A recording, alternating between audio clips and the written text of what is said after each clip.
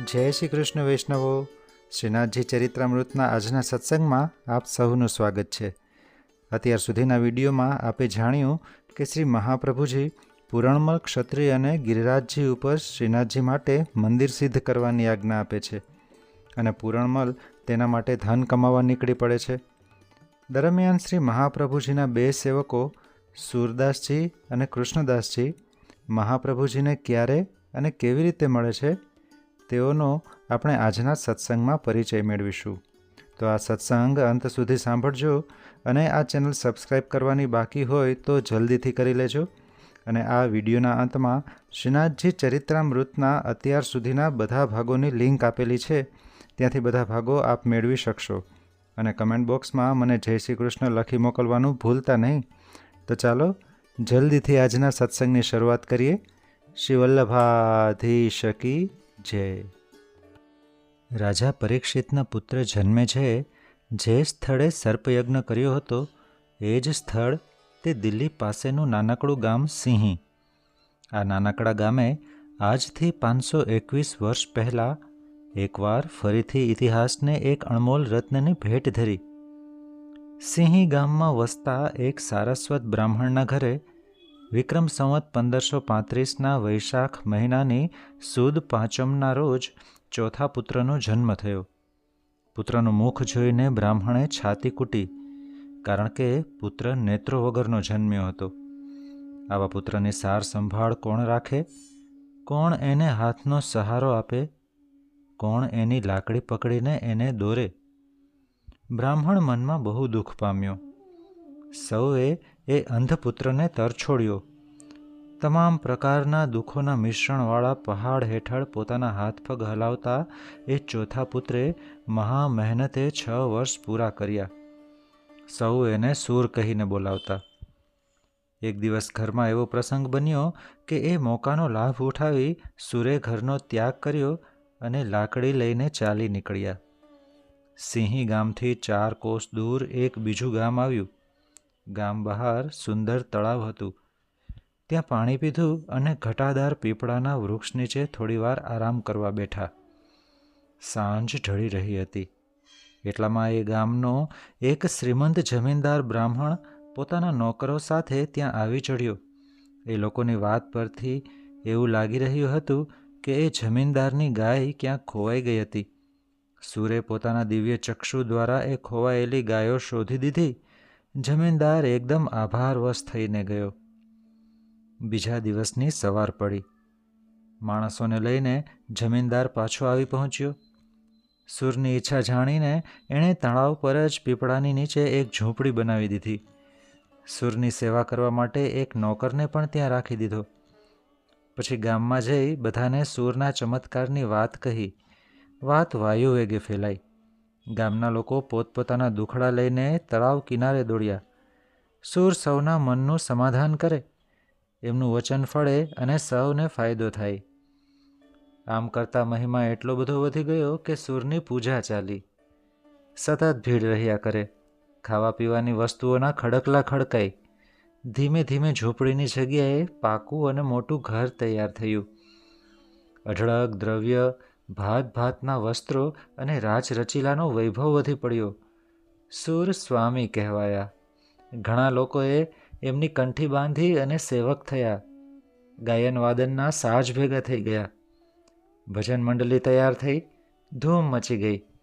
આ પ્રકારે પીપળાના વૃક્ષ નીચે સૂર સ્વામી 6 વર્ષથી લઈને 18 વર્ષ સુધીના થયા. 18 વર્ષના સૂર સ્વામીને એક રાત્રિએ વૈરાગ્ય પ્રાપ્ત થયો. તેમને વિચાર આવ્યો કે હું તો ભગવાનને મળવા ઘર છોડીને નીકળ્યો હતો અને અહીં આવીને આ માયામાં ક્યાં ફસાઈ ગયો? પ્રભુનો યશ વધારવાને બદલે મેં તો મારો જ યશ વધાર્યો. હવે આ સ્થળે રહેવું ઉચિત નથી. સવાર પડે એટલે અહીંથી નીકળી જાઉં. બીજે દિવસે સવારે એક સેવકને મોકલી પોતાના માતા પિતાને બોલાવી મંગાવ્યા અને ઘર, દ્રવ્ય, વૈભવ વગેરે સઘળું કંઈ એમને સોંપીને પોતે પહેરેલ વસ્ત્રે બહાર નીકળી ગયા. થોડા નિર્મોહી સેવકો પણ એમની સાથે ચાલી નીકળ્યા. ચાલતા ચાલતા સૌ મથુરા પહોંચ્યા. વિશ્રામ ઘાટ ઉપર મુકામ કર્યો. પરંતુ સૂર સ્વામીને આ સ્થળ રહેવા માટે યોગ્ય ન લાગ્યું. વસ્તીની વચ્ચે રહીને તો ફરી પાછી એ જ બલા ગળે વળગશે. ચોબાઓનું તો મહાત્મ્ય ઘટશે અને પ્રભુના યશને બદલે પોતાનો જ યશ વધશે એમ સમજીને ત્યાંથી આગેકૂચ કરી અને મથુરા તથા આગ્રાની વચ્ચોવચ્ચ રૂનકતા ગામ પાસે ગૌઘાટ પર આવીને વસ્યા. યમુનાજીનો સુંદર કિનારો, ઘટાટોપ વનરાજી, વસ્તીથી દૂર. સૂર સ્વામીને આ સ્થળ બહુ ગમી ગયું. સેવકોએ ત્યાં ઝૂંપડીઓ તૈયાર કરી લીધી. પરંતુ કોઈ પણ પ્રકારની અધિક સુંદરતા બંધનો અને અનર્થો જ ખડા કરતી હોય છે. સૂર સ્વામીના સુંદર કંઠે, મોહક વાક ચાતુર્યે અને શુકન અપશુકનના જ્ઞાને અહીં પણ માયાને નોતરી. દૂર દૂરથી લોકો અહીં આવવા લાગ્યા. કોઈને ગાન વિદ્યા શીખવી હતી તો કોઈને ભવિષ્ય જ્ઞાતા બનવું હતું. કોઈને દુઃખના ડુંગર હટાવવા હતા તો કોઈને પ્રભુ મેળવવા હતા. જંગલમાં મંગલ ખડું થઈ ગયું. લોકોને મન ગૌઘાટ પણ એક યાત્રાનું સ્થાન બની ગયું. અહીં પણ ઘણા લોકો સૂર સ્વામીના સેવક થયા. જગતમાં સૂર સ્વામીની પ્રસિદ્ધિનો ડંકો વાગી ગયો. સૂર સ્વામીના મનમાં અજંપો વધતો ગયો.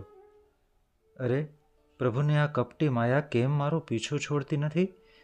હવે સ્થળ બદલવાથી કોઈ ફાયદો નથી એ નક્કી થઈ ગયું છે.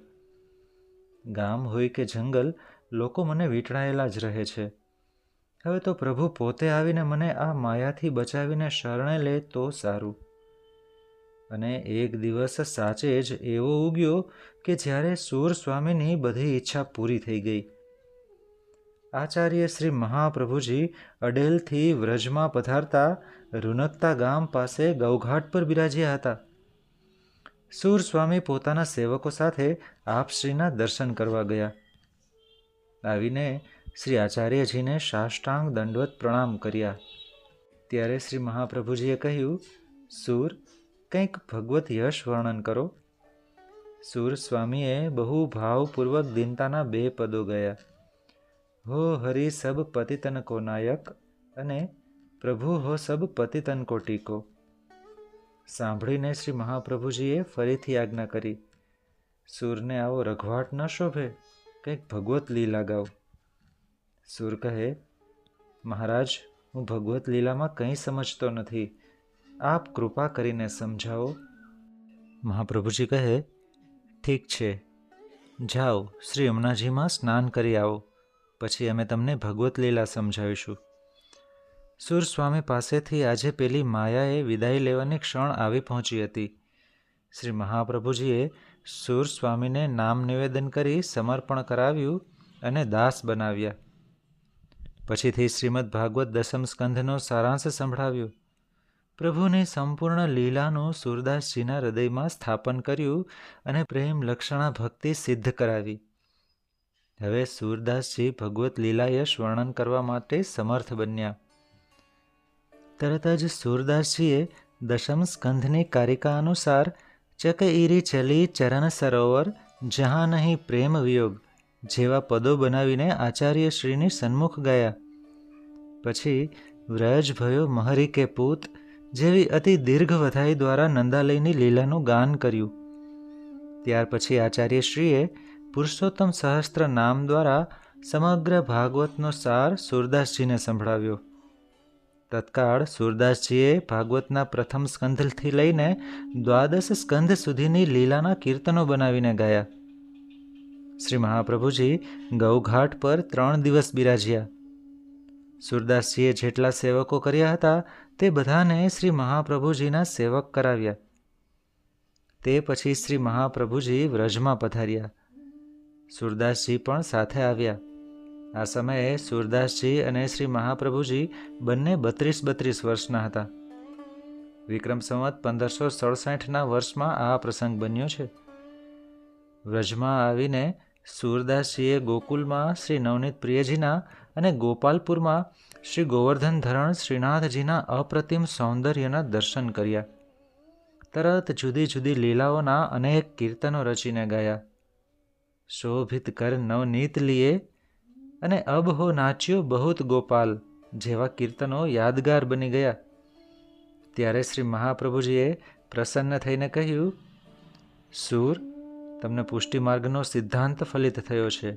તેથી હવે તમે શ્રી ગોવર્ધનનાથજી પાસે રહીને સમય સમયના કીર્તન કરો.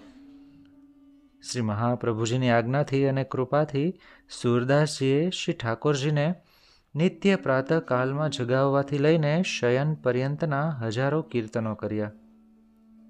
શ્રી ગિરિરાજજીની તળેટીમાં પરાસોલી ગામમાં ચંદ્ર સરોવરને કાંઠે ઝૂંપડી બનાવીને આજીવન વાસ કર્યો. એમના પદ શીખી શીખીને લોકો ઠેક ઠેકાણે ગાવા લાગ્યા. પછીથી આ વાત એટલે સુધી વધી ગઈ કે સંગીત સમ્રાટ તાનસેન પણ સૂરદાસજીના પદો શીખીને દરબારમાં ગાવા લાગ્યા હતા. શ્રીનાથજીની યશોગાન પ્રત્યેક દિશામાં ગુંજવા લાગ્યા. શ્રીનાથજીનો દરબાર વિસ્તરવા લાગ્યો. પૂરણમલ પણ શ્રીનાથજીની ઈચ્છા અને કૃપાથી અઢળક ધન કમાઈને થોડા જ સમયગાળામાં પાછા ફર્યા. શ્રી ગિરિરાજજી પર આવીને પૂરણમલે શ્રી મહાપ્રભુજીના ચરણોમાં ધનના ઢગલા ખડકી દીધા અને કહ્યું, મહારાજ, આ મારી જાત મહેનતનું ધન છે. આપ આજ્ઞા કરો તો અધૂરું રહેલું કાર્ય આગળ વધારું.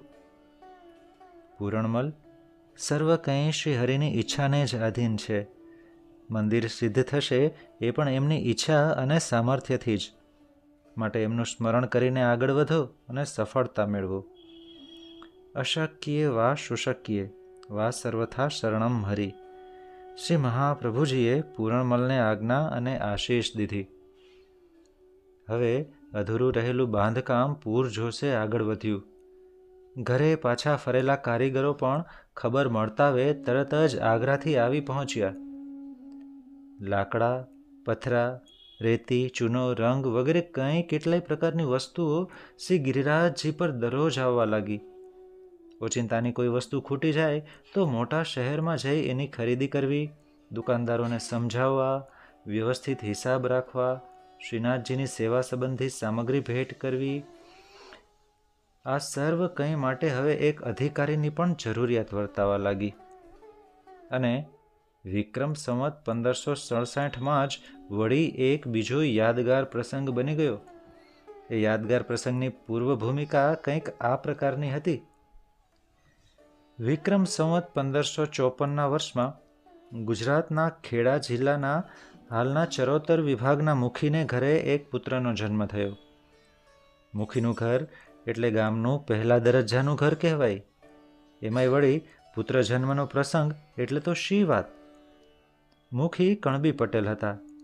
છતાં મુખી હતા એટલે ગામે ગામથી વિદ્વાન બ્રાહ્મણ પંડિતોને તેડાવ્યા અને પોતાના નવજાત પુત્રના જન્માક્ષર બનાવડાવ્યા.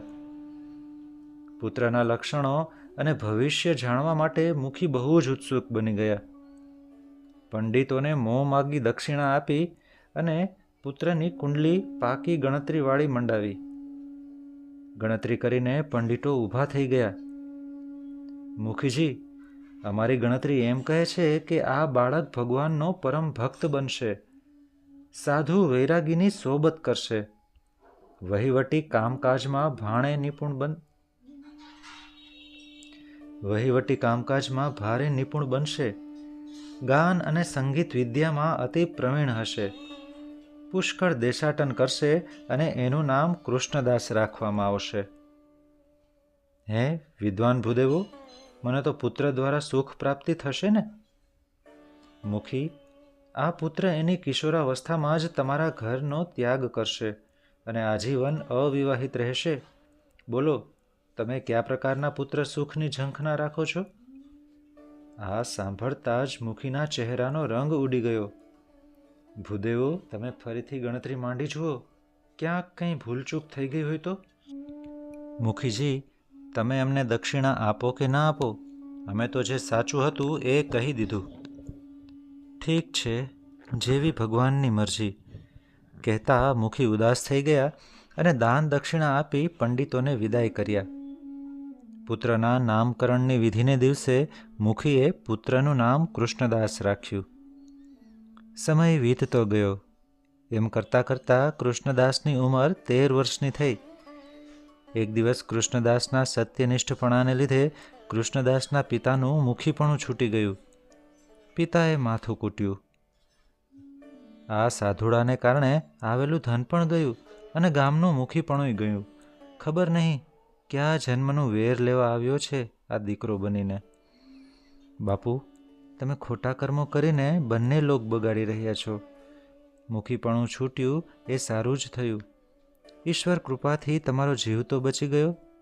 જો મુખી પદે ચાલુ રહ્યા હોત તો હજુ વધારે પાપના પોટલા બાંધવા પડત. આમ કહીને કૃષ્ણદાસે માતા પિતાને નમસ્કાર કરીને ઘરનો ત્યાગ કર્યો. ફરતા ફરતા કૃષ્ણદાસ મથુરા આવી પહોંચ્યા.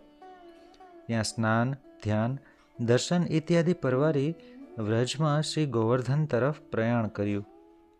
શ્રી ગિરિરાજજીની તળેટીમાં પહોંચીને કૃષ્ણદાસે વાત સાંભળી કે પર્વતમાંથી દેવ પ્રગટ થયા છે અને પૂરણમલ નામના કોઈ શેઠ એ દેવને માટે નવું મોટું મંદિર બંધાવી રહ્યા છે. કૃષ્ણદાસને દેવદમન શ્રીનાથજીના દર્શન કરવાનું મન થયું. તેઓ શ્રી ગિરિરાજજી પર પહોંચી ગયા અને નવા મંદિરના બાંધકામને નિહાળતા નિહાળતા નાના મંદિરમાં જઈ પહોંચ્યા. શ્રી મહાપ્રભુજી રાજભોગ આરતી કરી રહ્યા હતા. કૃષ્ણદાસે દર્શન કર્યા અને ત્યાં જ જડાઈ ગયા. ભાવિની ઉથલપાથલના પગરણ મંડાયા. શ્રીનાથજીની ઈચ્છાથી અને કૃષ્ણદાસની વિનંતીથી થોડી વારમાં તો શ્રી મહાપ્રભુજીએ શ્રીનાથજીની સન્મુખ કૃષ્ણદાસને નામ નિવેદન કરાવ્યું. આત્મસમર્પણ કરતાં જ કૃષ્ણદાસને શ્રી હરિની લીલા રસનો અનુભવ થયો અને તરત એક પદ ગાયું: વલ્લભ પતિત ઉદ્ધાર ન જાનો. કીર્તન પૂરું થતાં જ શ્રી મહાપ્રભુજીએ પૂછ્યું, કૃષ્ણદાસ, હવે શું વિચાર છે? કૃષ્ણદાસ કહે, જે કૃપાનાથ, આપ તો અંતર્યામી છો. હું ઘરનો ત્યાગ કરીને આપને શરણે આવ્યો છું. નાની ઉંમરનો જાણીને મને પાછો ન ધકેલી દેતા. શ્રી ગોવર્ધન ધરણનું નવું મોટું મંદિર સિદ્ધ થઈ રહ્યું છે. અનેક નાના મોટા કાર્યો માટે આપને સેવકોની જરૂર પડશે. મને આપ જે કહેશો તે કરવાને હું તૈયાર છું. ઠીક છે, હાલ તો તમે પૂરણમલજીને કહે એ રીતે એમને મદદ કરો. પછી શ્રી ગોવર્ધન ધરણની જેમ ઈચ્છા હશે એમ થશે, કહીને શ્રી મહાપ્રભુજીએ કૃષ્ણદાસને શ્રીનાથજીની બહારની વહીવટી સેવામાં રાખી લીધા. સૌ સેવકોને શ્રીનાથજીની સેવા સાવધાનીપૂર્વક બજાવવાનું કહીને શ્રી મહાપ્રભુજી અડેલ પધાર્યા. બોલીએ શ્રી વલ્લભાધીશ કી જય.